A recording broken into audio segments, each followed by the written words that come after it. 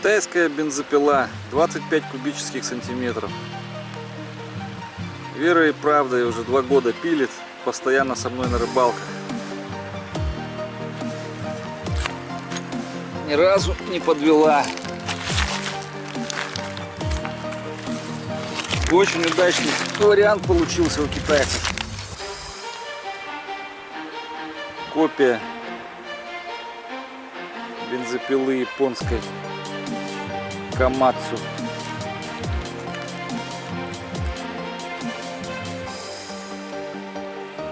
Шильдик не видно.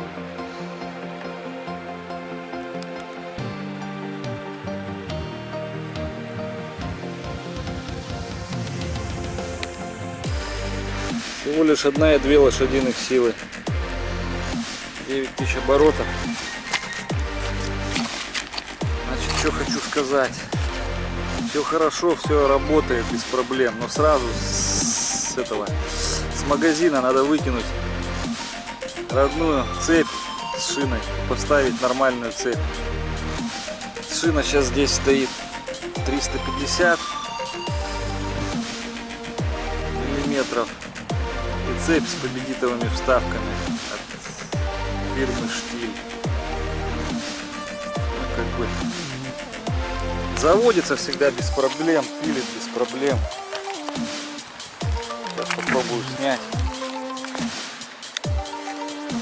как она пилит.